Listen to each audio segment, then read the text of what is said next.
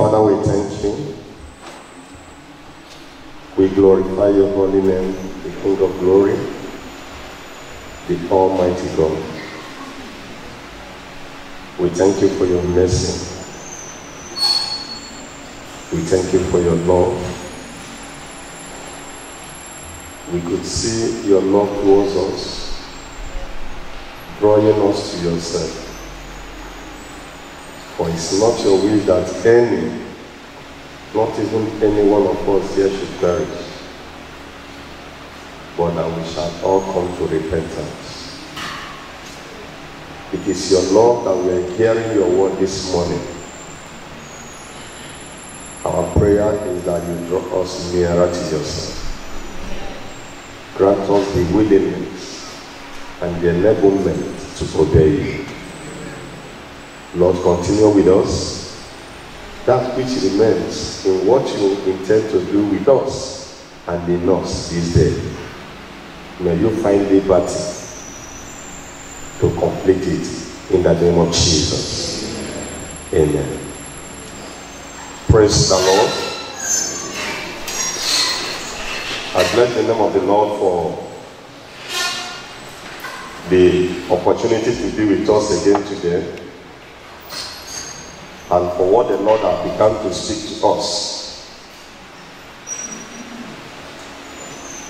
He has already set a direction for us to press further.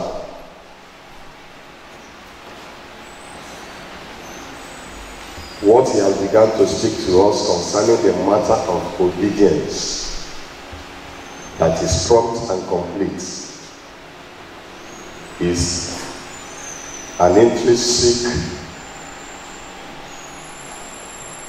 quality that can make us to become anything in the hands of God. And I wouldn't want us to take it lightly. If that is the only thing that God spoke to us today, and you're able to catch it, and walk with it, and walk in it, I put it to you that you will have a good walk with the Lord,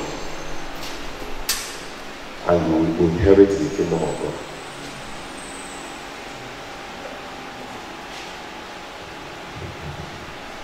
Everything revolves in that. I just plead with us. I'm also pleading for my own life. The matter of prompt and complete obedience. And when we talk prompt and complete obedience unto the Lord, it is not only what we read in the Bible, so to say. Even obedience to leadership, obedience to human instructions, those God has placed you under.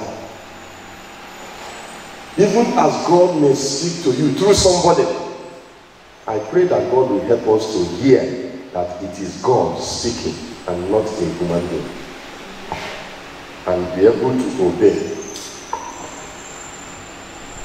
May He help us in Jesus' name. We want to press further on the matter of the perils of the life of the flesh. The perils, the danger of the life of the flesh. The perils. And as I sat down, participating, enjoying the Bible study, and I was asking myself, what is it that makes a man not to obey God? What is responsible? And the truth is that in many occasions, in many situations, you might have the willingness to obey, but you discover you still lack what it takes to obey. Does it happen?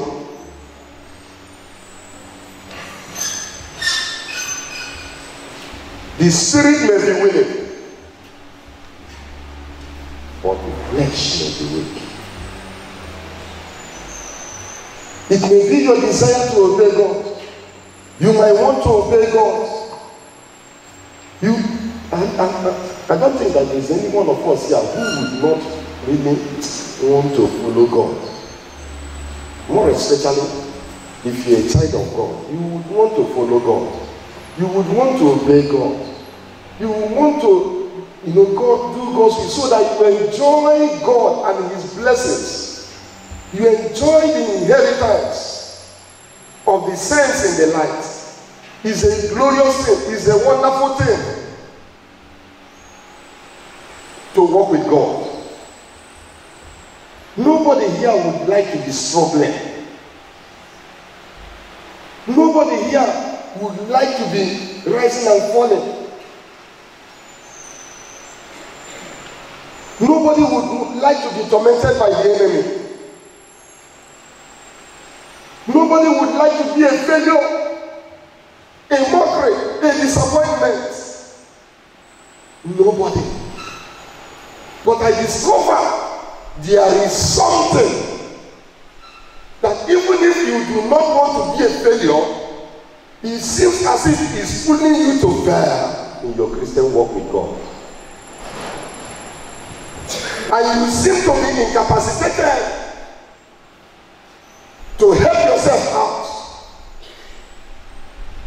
It looks as if the more you try, the more you are engrossed, the more you are oppressed by that, the more you fail. Some of us may have engaged in fastings, prayers, and all manner of things in order to get out of to experience a victorious Christian living, but all to no avail.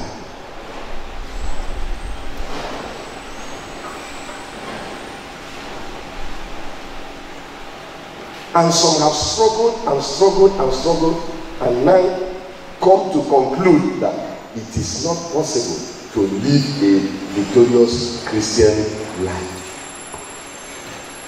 But that is not true. It is the blackmail of the devil to make you to remain in that bondage. Hallelujah. Today, we just have little time at our disposal. And what we need to deal with is the barriers. We just want to deal with the barriers of the life in the flesh. I wouldn't have time to tell us what is actually that life in the flesh. But I'll just make a little, say something about it, and we'll move on. If God helps us, we may get to, I can just say brief things on how we can get out of that life of the flesh. But we seem to dwell on the perils. I want to believe that you may have, before now, looked at the life in the flesh, what it means, what is it all about. But I want to define the life in the flesh as a life, living your life as a normal human being. Living your life as a normal human being.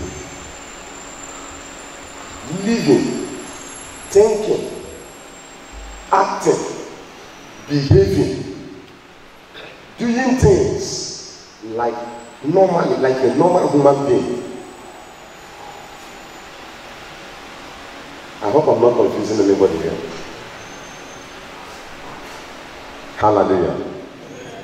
When you behave like a human being, normal human being, you live your life like a normal human being, you are actually living a life in the flesh. Somebody may be want to say, should I be living like a human? The truth is that the life that we inherited from birth is that natural life, is that life in the flesh. And that's all we knew. That's all we have carried. The life we are born with and the life we are born into is that natural life, the life in the flesh. The life you are expected to live as a child of God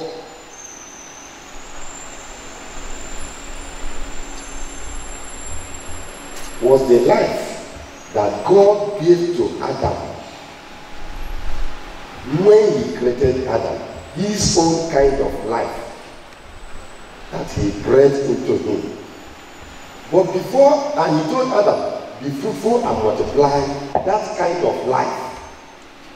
But before Adam could multiply that kind of life, he lost it and connected another life that he now began to multiply.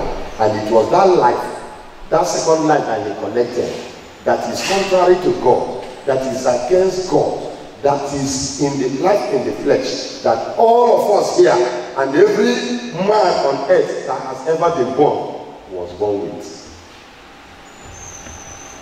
Is that understood?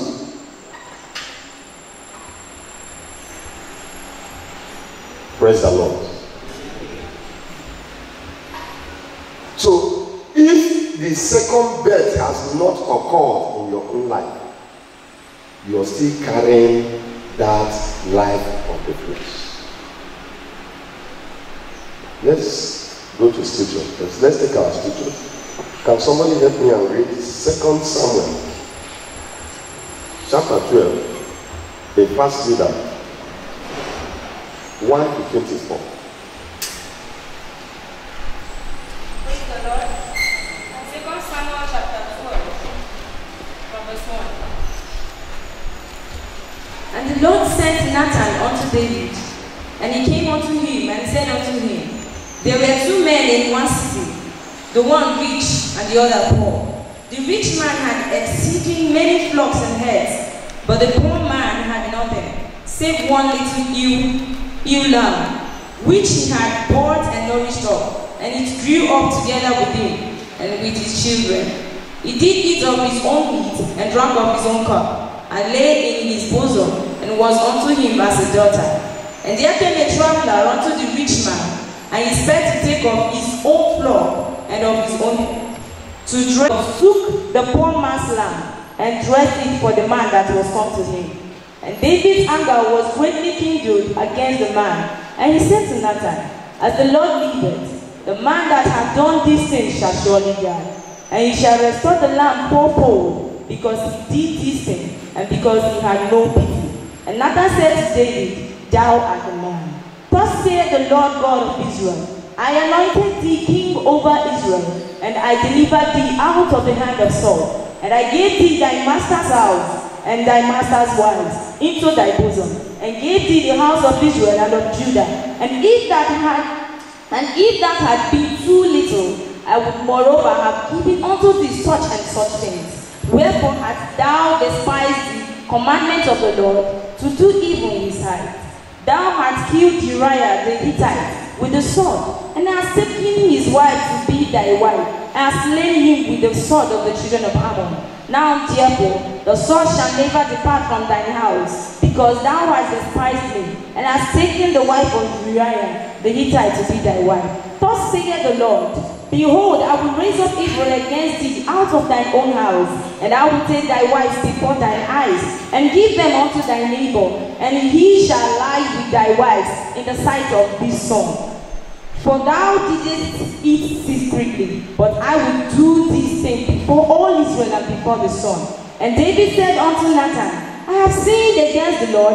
And Nathan said unto David, the Lord also hath put away thy sin, thou shalt not die. Howbeit, because by this deed thou hast given great occasion to the enemies of the Lord to blaspheme, the child also that is born unto thee shall surely die. And Nathan departed unto his house, and the Lord struck the child that Uriah's wife bare unto David, and it was very sick. David therefore besought God for for the child.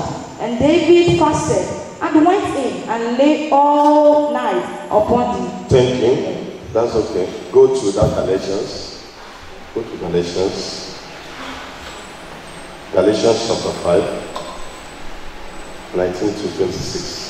Now the works of the flesh are manifest, which are these: adultery, fornication, uncleanness, lasciviousness, idolatry, witchcraft, hatred, variance, emulation, wrath, strife, sedition, heresy, envyings, murders, drunkenness, revelings, and such like, of the which I tell you before, as I have also told you in time past, that they which do such things shall not inherit the kingdom of God.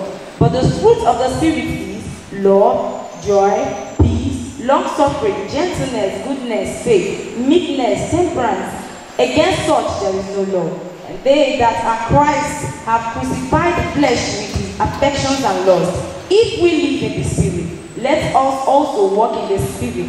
Let us not be desirous of vainglory, provoking one another, envying one another.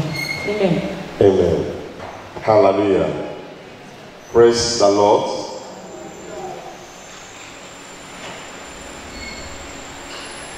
What are the perils of living in the flesh?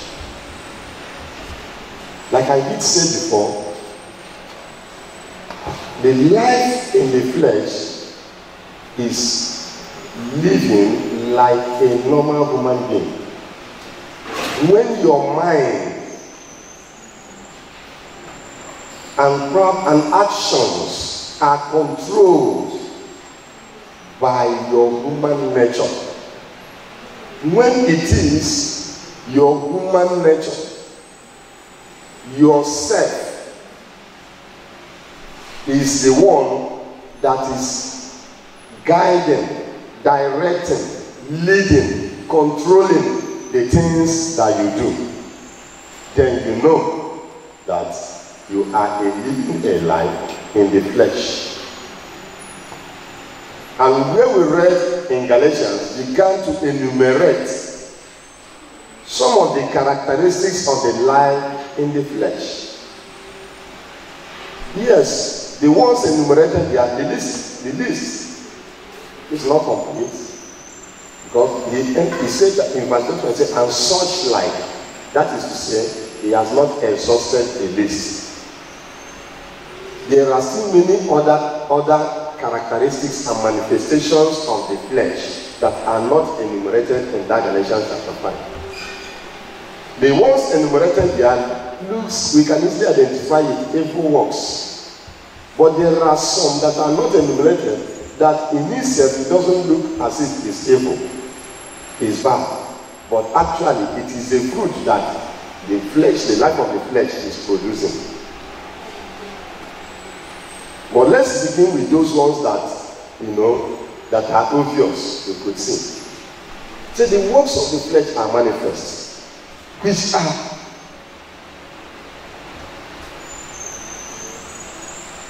the works of the flesh are manifest, which are these.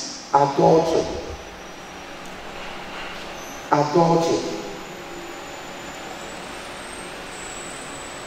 fornication.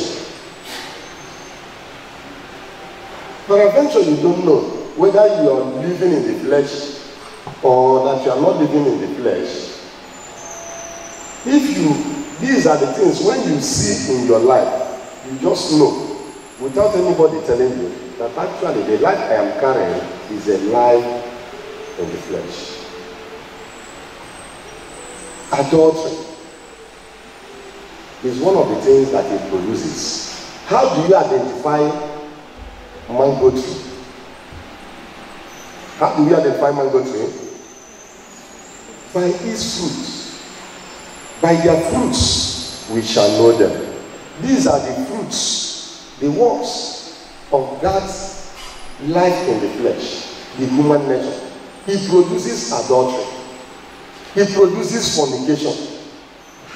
As a young person, are you enticed? Are you involved? Are you engaged in fornication? Probably once in a while.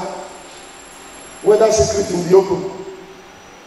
You dust yourself. You engage in fornication. You dust yourself and come out. You come to fellowship. It looks as it doesn't matter. Can I tell you?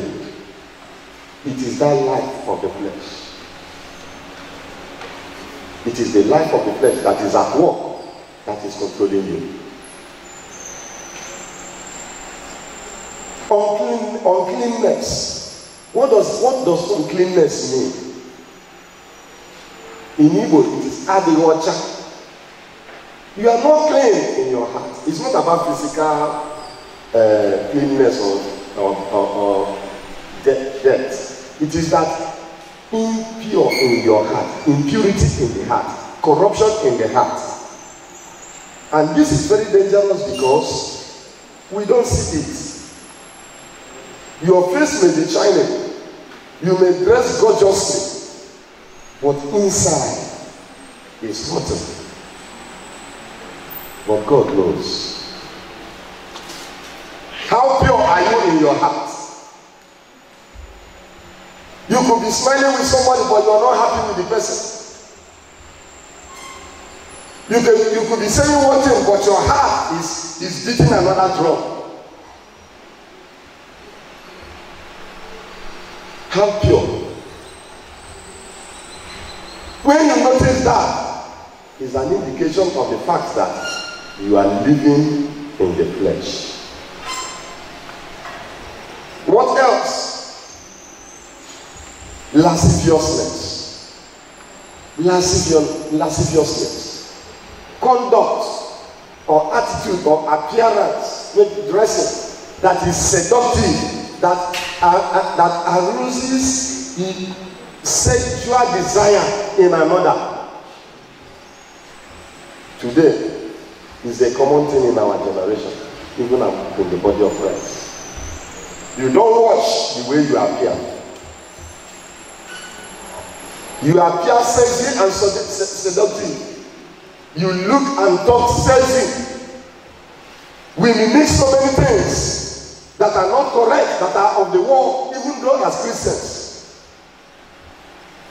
Why do you do the way you do? Why do you act even the way you do your body when you're talking about you doing? Why do you do those kind of things? Lasciviousness.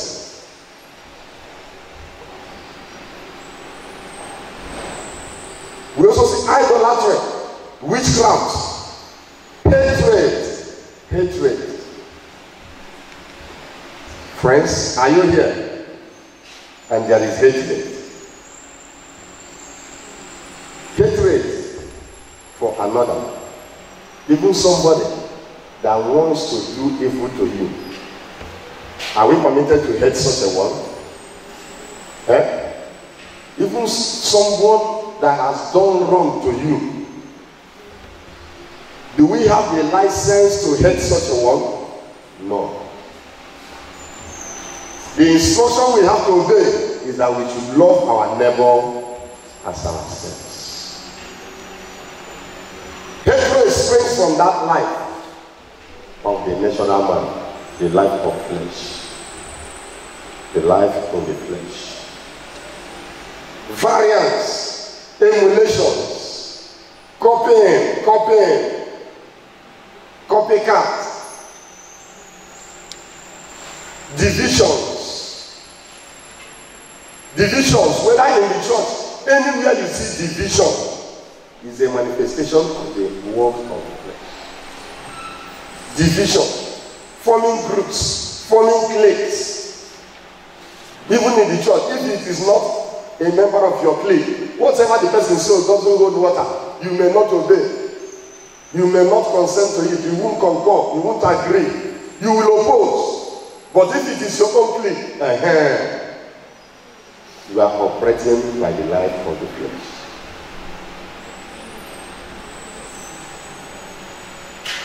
We also see strife, wrath,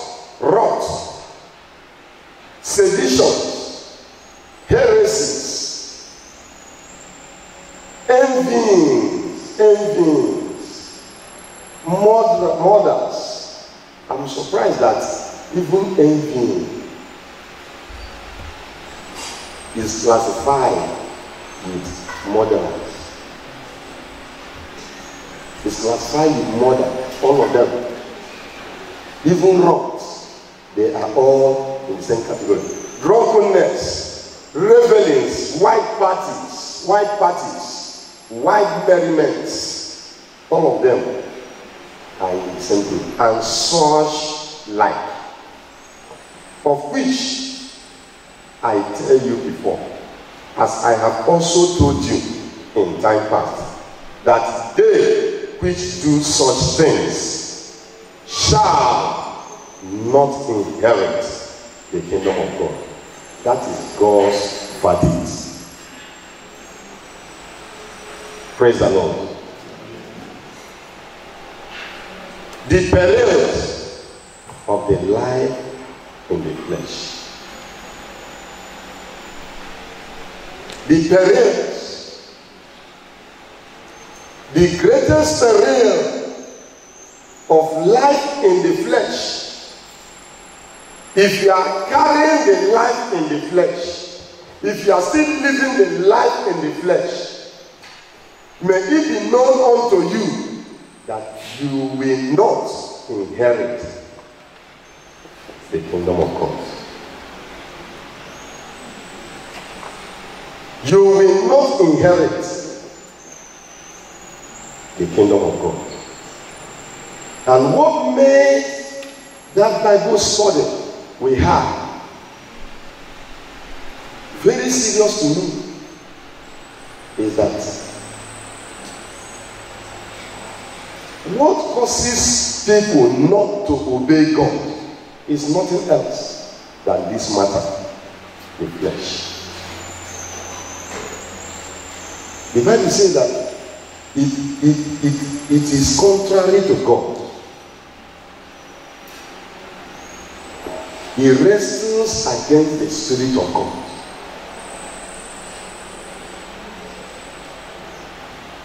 And if it is not dealt with, I tell you, you cannot obey God. Now we are talking about obedience unto God. Prompt and complete obedience unto God. Can I tell us that it is not possible in a life that the flesh is still controlling? It's not possible.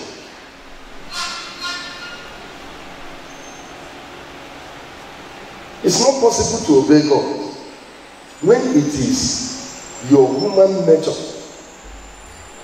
the flesh that is controlling your life. It is not possible for you to obey God.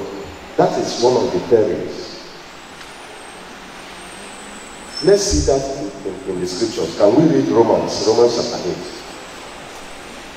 8? Romans chapter 8. Please, sister, could you help me to read that? Romans 8 from verse 1. Praise the Lord. Hallelujah. Romans chapter 8 from verse 1. There is therefore now no condemnation to them which are in Christ Jesus, who walk not after the flesh, but after the Spirit. Thank you. Hold on. Maybe let me be taking it like that because of our time. Let me be explaining. We are looking at the perils of the life in the flesh. And it says, there is therefore now no condemnation to those who are what? Who are in Christ Jesus. Who do what? Who walk not after the flesh. So if I'm in Christ Jesus, is it possible for one to be in Christ Jesus and still walk after the flesh? Is it possible? Yes, it is possible, even by this scripture. There is therefore now no condemnation to them who are in Christ Jesus, who walk not after the flesh. That is to say, there are those who are in Christ Jesus and yet they walk after the flesh. And when you are in Christ Jesus and you walk after the flesh, or that you are not even in Christ Jesus, when you are not in Christ Jesus, it is the life of the flesh that is your life. You don't have any other one. But when you are in Christ Jesus and you walk after the flesh, it is the life of the flesh, it is the human nature that is leading and controlling fooling you in the things that you do. What has this place told us will happen to you? There will be condemnation. It pains me that somebody can be in Christ Jesus and yet condemnation will come upon such a one. Somebody will be in Christ Jesus and yet the person will be condemned. Why? Because the person allowed a life in his flesh to control him or her.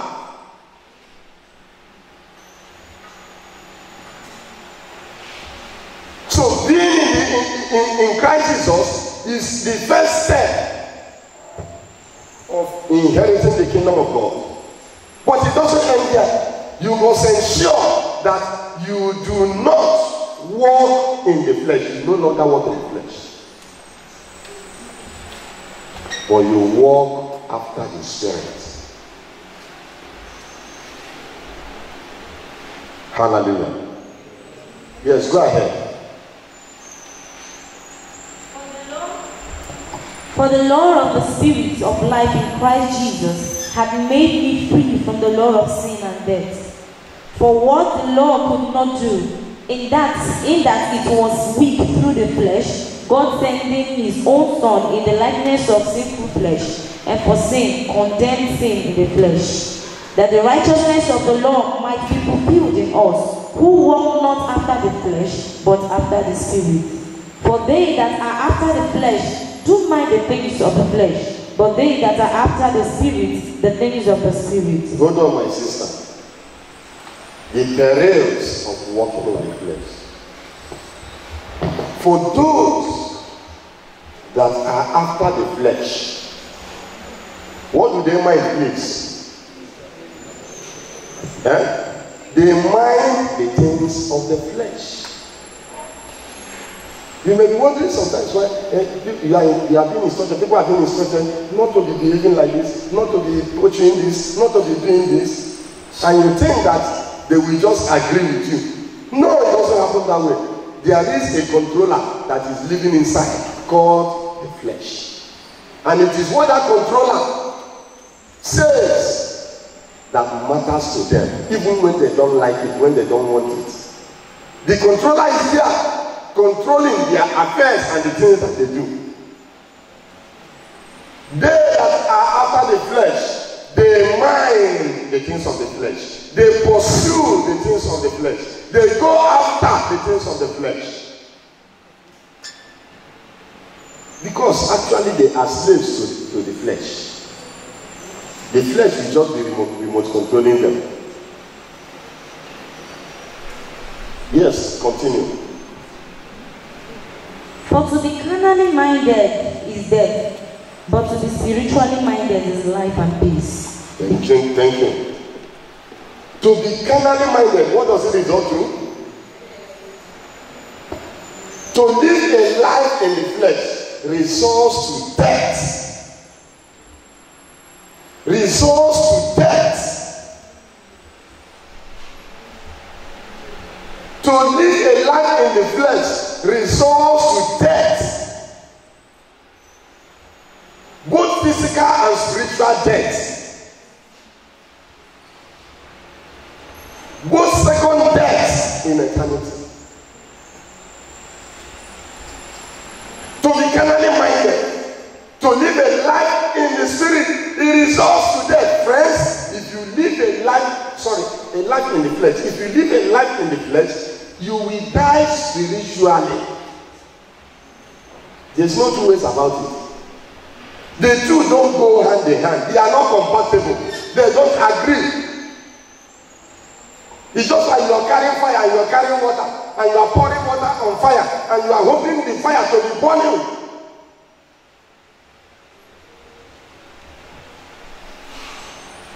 Life in the flesh is an enemy of godliness. It's an enemy of godliness. It's an enemy of life in the spirit.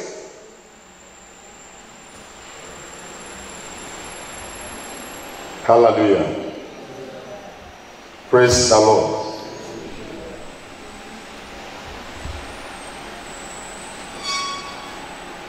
Yes. Our time is up. Yes, let's see how we conclude. Because the carnal mind is enmity against God, for it is not subject to the law of God, neither indeed can be. So then, they that are in the flesh cannot please God. But ye are not in the flesh, but in the Spirit. If so be that the Spirit of God... It's okay. So, it says that for they that are carnally minded, it results to death. And that because the carnal mind is enmity against God. If you are living a life in the flesh, you are an enemy of God. You become an enemy of God when you live your life in the flesh. What a danger. That the God you claim to be serving and worshiping and praying to help him, you have become his enemy because you are being controlled by your human nature.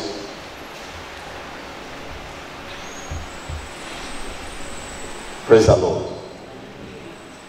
So life in the flesh is very, very dangerous.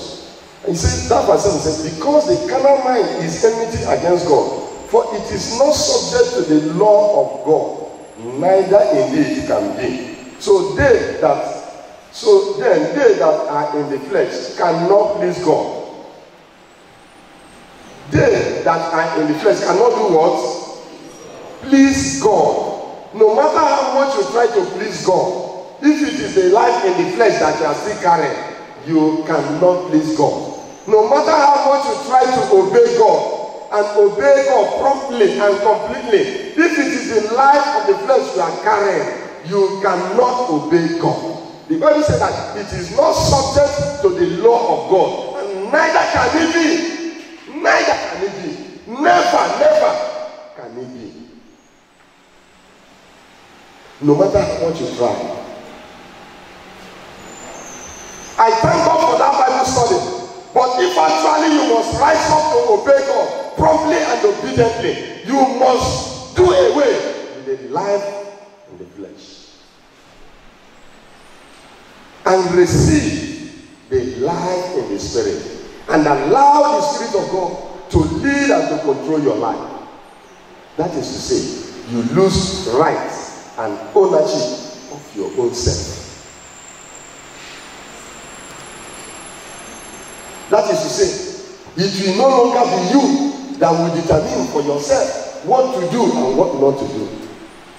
It's no longer about what you want, what you wish, your desire, your convenience, your comfort. No, all of them finish if you want to live a life in the Spirit. And it is only by so doing that you can obey God and that you can obey God properly. Praise the Lord. So, when you live a life in the Spirit, when we read in Galatians say that those that live in the Spirit cannot inherit, those that live in the flesh cannot inherit the kingdom of God. It's not possible. It's not possible. Then, if it is the kind of life that you are living, you're coming to church, you're coming to service, will be useless if you don't do away with that life in the flesh. Hallelujah.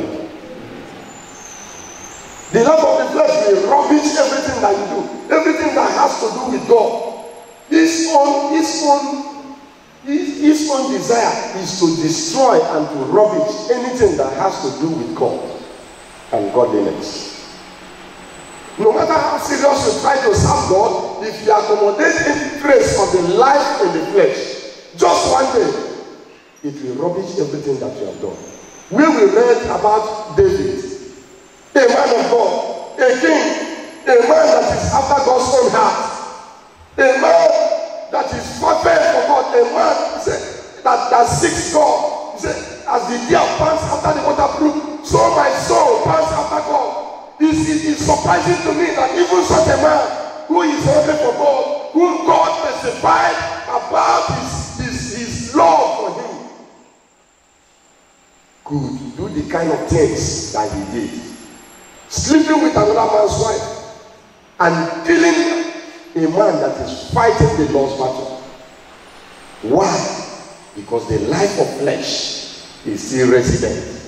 No matter how much you have been a Christian and you're serving God, if you accommodate the life of the flesh, I tell you, there is nothing that you cannot do. Nothing, there is no evil that you cannot do.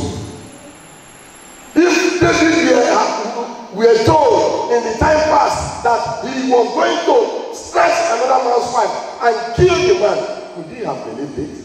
He couldn't. But because he accommodated lust, he drove him to that point.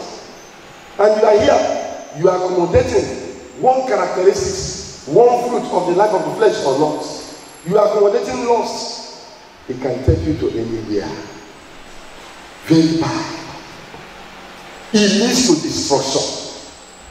It leads to, it will derobe you of the glory of God. It will derobe you of the inheritance of God. It will rubbish you eventually. Because of our time, I just want to beg us and plead with us. The Lord is coming to us today so that we position ourselves better to serve him and inherit his kingdom. And the only way is the life in the Spirit. The first step being handing your life to Christ, submitting your life to Christ. The first step being, accepting the Lord Jesus as your Lord and personal Savior. That which is born of the flesh, what does it remain? Flesh. That which is born of the Spirit is spirit. You must first hand your life to Jesus. You must first surrender your life to Jesus. You must first accept Jesus as your Lord and personal Savior. And having done that, you allow him to control and to lead and to guide everything that concerns you. Allow the Spirit of God to lead you. Walk here in the Spirit, that you may not fulfill the laws of the flesh. That is the way out. Acknowledging and knowing that the day you give your life to Christ, you have died. It's no longer you that should be living. It's Christ that should be living. Just as Apostle Paul confessed. It is no longer I am crucified with Christ Jesus, nevertheless I live. Yet not I, but who? But Christ that lives in me. Yet not I. Not I that is determining the things I'm doing. Not I. It's not about my desires. It's not about my conveniences. It's not about my riches. It's not about my pleasures. It's not about what I get. It's about Christ and Christ alone. May the Lord help us in the name of Jesus. Shall we pray?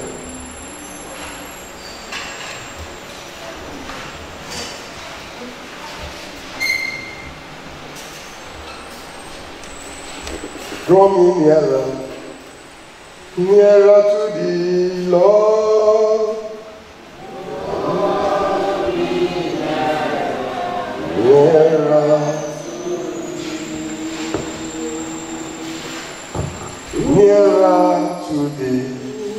Nearer to thee, Lord. Draw me nearer to thee. Oh, my soul, Father, draw me nearer to you. Draw me nearer to you. Shine your light, shining your light in my heart, in my life. Can you talk to God? Let God draw you, keep drawing you nearer and nearer. shining his light in your life. What shall it profit a man after all these he will lose his soul?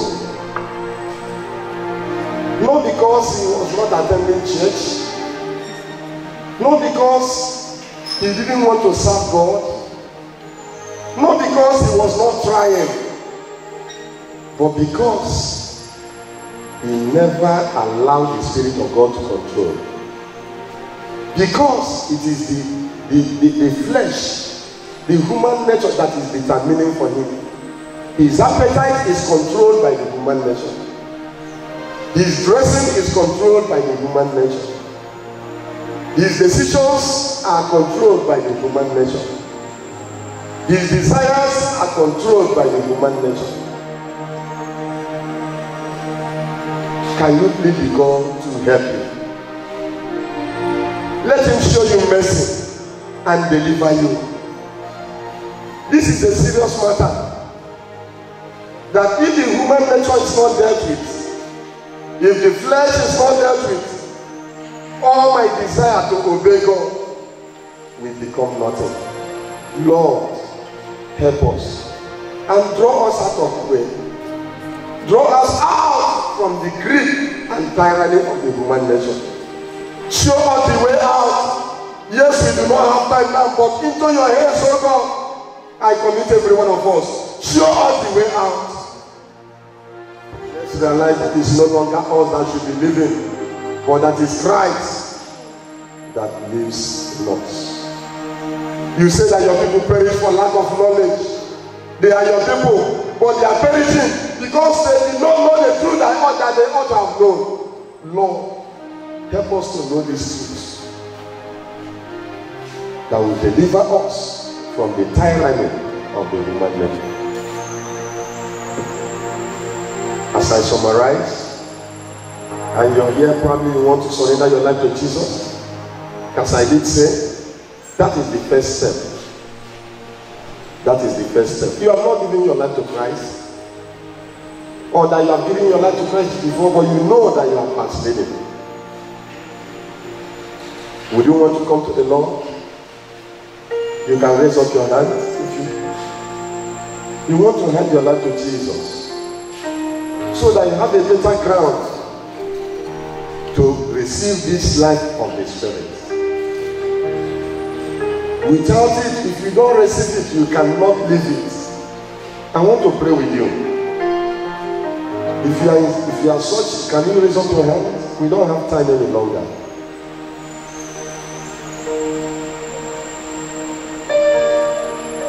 If you are in that category, can you talk to God? Say, Father, today I am sorry. I realize I am a sinner. Have mercy upon me. Can you confess your sins to Him? Can you turn back to the Lord again? You may have fallen and you know. Can you turn back to the Lord again?